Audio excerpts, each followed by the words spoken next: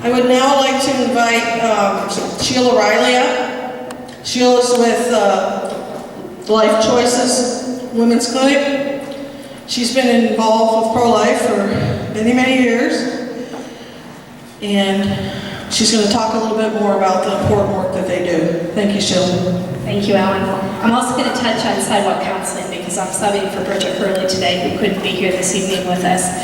And I believe that our praying and sidewalk counseling at the abortion clinic is the most important work of the pro-life movement. And I say that as someone who no longer spends as much time doing that. But when you're out there at the abortion clinic, that is the last line. So you're the last line of defense, and you're giving witness that this is happening, that this baby lived, and this baby was loved. And especially as we go into Lent, I think that, you know, I'd liken that to Calvary. This is our chance to go to Calvary. We get to stand there at the foot of the cross of those that were made in His likeness. If we were reaching out to someone as a sidewalk counselor, as a woman goes into an abortion clinic, we have to be very aware of where she's at. We don't know what burden she's carrying. And I would liken it to if you were walking through a mall or a grocery store and you saw a young woman, she was carrying a baby, she had a toddler trying to get away from her, she had packages and a purse and receipts and coupons, and she was overwhelmed. You would approach her and you would say, "How can I help?" She may say, "Oh, can you hold this for a moment? I just need to rearrange my burden and then I'll be fine." She may say, "Can you help me carry something to my car? Can you help me carry my burden for a while?" She may say, "Oh, I'm fine, I'm used to this. I'm fine, thank you. But thank you for caring." Well, those are the things that we saw on the road to Calvary. We saw Simeon be compelled to pick up the cross and help carry the burden. We saw Veronica just wipe the face and offer love and compassion at that moment. And we saw Mary in prayer, just out there praying. That's what we're going to take to the abortion clinic. It's those same elements. Offering women to help carry their burdens. Offering to give them just love and compassion. That's all some women need. Once they know that they're not alone, they have the courage to carry that baby to term. And just standing there in prayer and witness, as Mary did at the foot of the cross. And just saying, "We're here. We're going to pray for you." Yeah, I'm always struck when I'm talking to some of my clients. I was prayed for from the time my parents knew they were expecting me. But so many of my clients don't have that. No one's ever prayed for them. Some of them don't know how to pray for themselves. They've never had anyone pray with them. And so that's what we can go there to do, is to just go there and pray. To go there and pray for these people who have no one else to pray for them. And to be the witness. Today's gospel reading was something. Do not worry, right? About our clothes. But also, when we go, we have to take that, we should reread that gospel, especially if you're a sidewalk counselor. You know, that doesn't mean we don't have to dress appropriately. It also doesn't mean we don't have to be prepared when we go to the abortion clinic.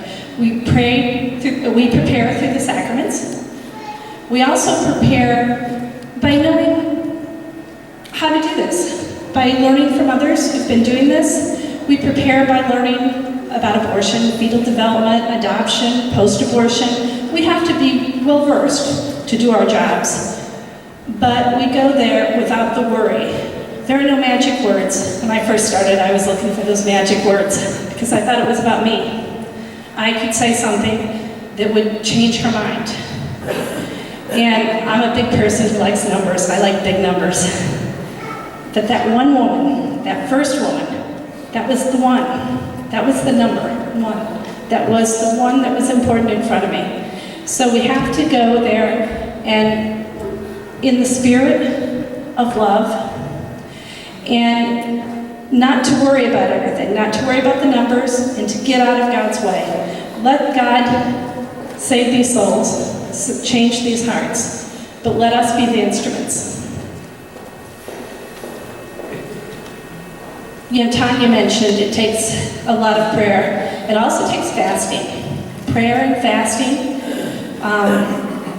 Monsignor Riley is a great sidewalk counselor from Brooklyn, and he talks about when he leaves the monastery, he lives with the nuns of the Blessed Sacrament, and when he leaves the monastery, they go to work. He goes off to the abortion clinic to sidewalk counsel, and they start praying.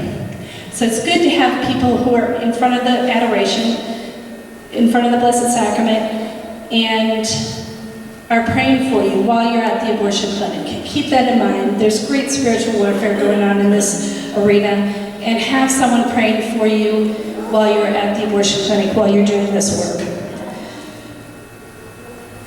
You need a relationship with the pro-life clinics when you're at this work. You're going to be offering them help. And then someone's going to say, yes, I will take your help. And you've got to know what's happening. Where am I going to help take them? How am I going to help them? And quite frankly, my first turnaround had to teach me everything because I knew nothing. And so she said, well, I need this, and I need this, and I need a doctor, and I need transportation. And that's how I learned, okay, we have to also be able to help carry that cross, to help her with her burden. And so come visit Life Choices Women's Clinic or First Way. If Hope Mobile's out there, talk to Tanya. Find out, well, what services do you offer? What hours do you open? Does someone there speak Spanish? We have to know our business. We have to know what we offer. At Life Choices Women's Clinic, we offer Catholic women's health care. So basically, it's anything that they offer at the abortion clinic that's moral. So we have an alternative. So because some of the people who are going into that abortion clinic are not going in for an abortion.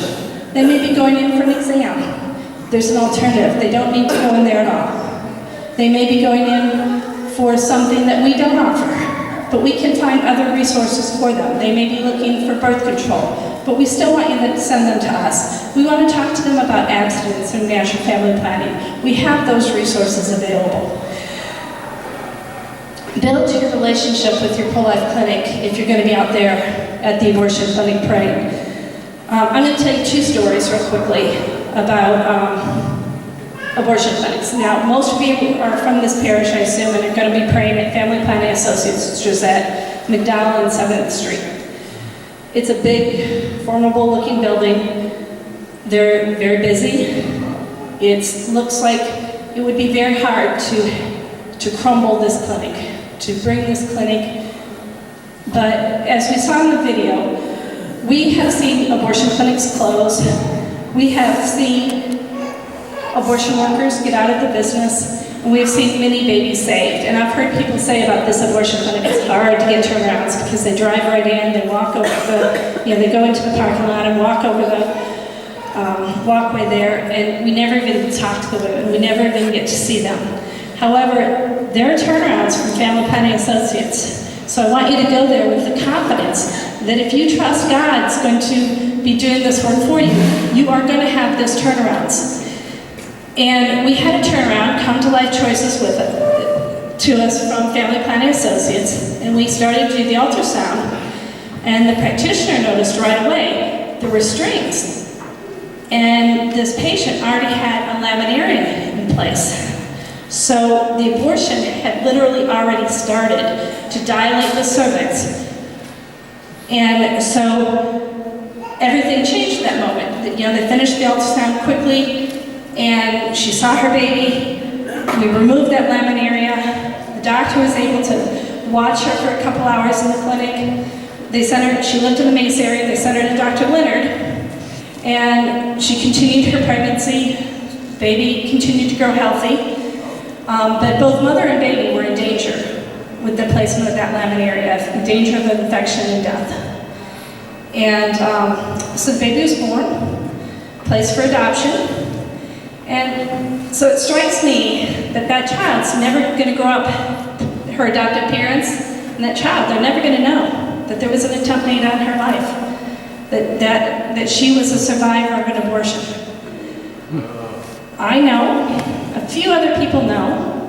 You all now know. But you know who else knows? Dr. Isaacson over at Family Planning Associates. That's there, and that doctor's heart. That baby is now about 5 years old. There's a child there that survived.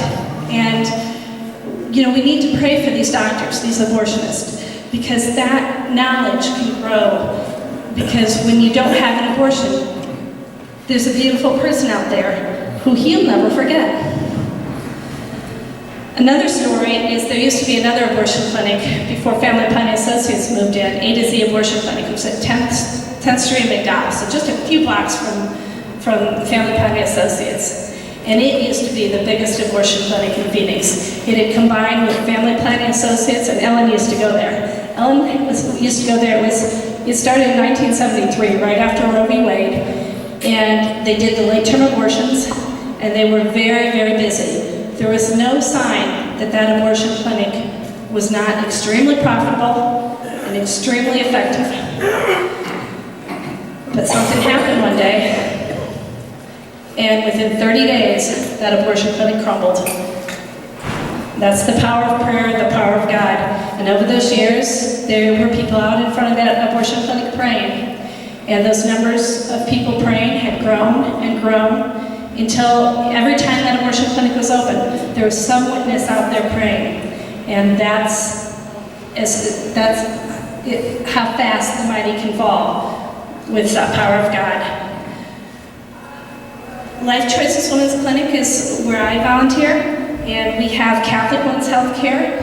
We have a lot of services. We invite you to come and visit, find out more about what we do. We have some exciting programs starting. We have a little apartment that is going to be able to house some interns. So we're looking for young adults who want to give a year back to the pro-life movement, to be pro-life, full-time pro-life in Arizona. And so, that's an exciting project. Come visit the clinic, find out more about our services, and all the exciting projects that we're working on. Thank you.